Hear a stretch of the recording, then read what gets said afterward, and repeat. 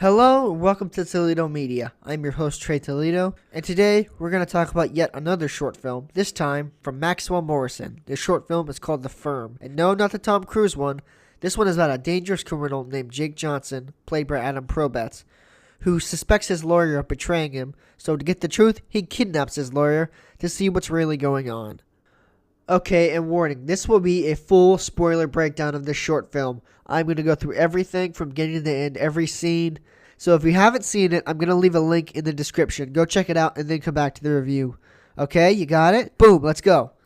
Okay, right off the bat, the moment this short film comes on and it says warning, this film contains use of strong language and violence, like that just instantly got me excited. I was like, oh fuck, what the fuck am I going to see? Okay, so the movie starts off with criminal defense lawyer Charles Portland, played by Chris Swinbeck, sitting in his office.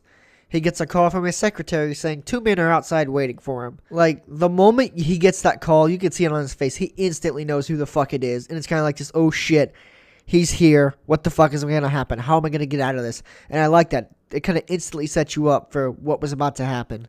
His client, dangerous criminal Jake Johnson, played by Adam Probetz, comes into his office with a friend named Mark Phillips, played by David Cross. In the moment the Jake Johnson character walks into the office, you can just see it. This guy's a motherfucker. He just looks fucking dangerous. Like the look in his eyes and the way he's moving around and like the way he just looks at the lawyer. You can tell this is just a dangerous son of a bitch who isn't fucking around. And I like the way Probetz played it. This is like a character you would almost see on like Daredevil or The Sopranos.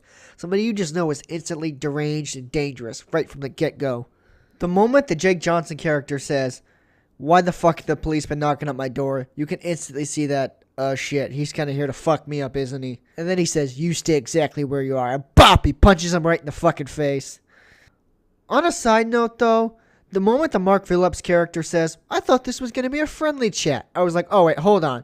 So you're telling me you didn't know what the hell he was going to do? I don't know, that line just struck me as kind of funny. Is this character really that naive to not know what was about to happen here?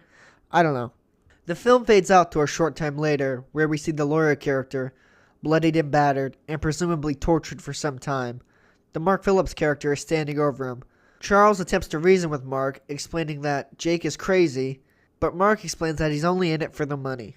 You can see it with the Mark Phillips character that he doesn't want to be doing this, and maybe he even feels a little bit of sympathy for the lawyer, but he wants the money and he's in a situation where he can't really escape as Jake is a dangerous criminal and will presumably do the same thing he's doing to the lawyer if he betrays him, so he's in a tough spot. After his attempt to reason with Mark fails, Jake reveals himself to be standing right around the corner and says, "Don't stop on my account." This whole interrogation sequence is kind of the beating heart of the movie. Like, this is like the most intense part because you know this guy is screwed. There's nobody else knows he's here. There's no way he can really get out. You know Jake's not going to let him live. And you kind of feel bad for the guy. He was trying to do the right thing. And you know Jake is a dangerous criminal, but there's nothing he can do. And it kind of sucks.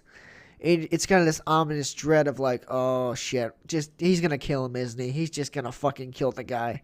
Strangely enough, I found the part when he actually kills the lawyer oddly kind of disappointing. I didn't think it was nearly as brutal enough, and the way it was kind of played out didn't necessarily work for me, as much as other parts of the movie did.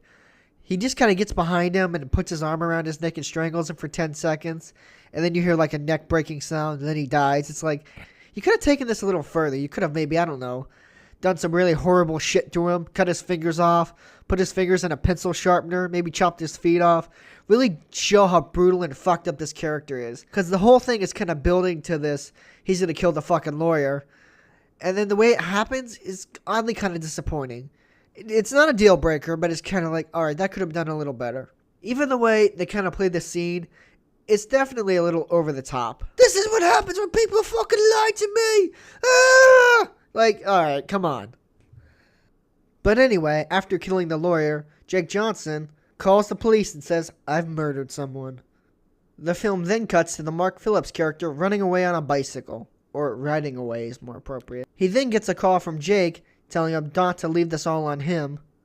He then throws the phone down and keeps riding away on his bicycle. And I feel like at some point Jake's going to find him and probably cut his feet off or torture him or something. Because he's not getting away clean. He's just not. This character is too deranged for that. that's my review of this short film. If you couldn't tell, I really enjoyed it. It's a really solid short film, once again. You should go check out. There's a link in the description. Go check it out. Drop them a like. Follow them on Twitter. Support indie films, the small movies that don't get the attention they deserve, because people work hard on these movies and they really, really deserve it. And they deserve all the more attention and love and praise. And so that's why you should definitely go check this movie out. As always, I'm your host, Trey Toledo. Have a fantastic day.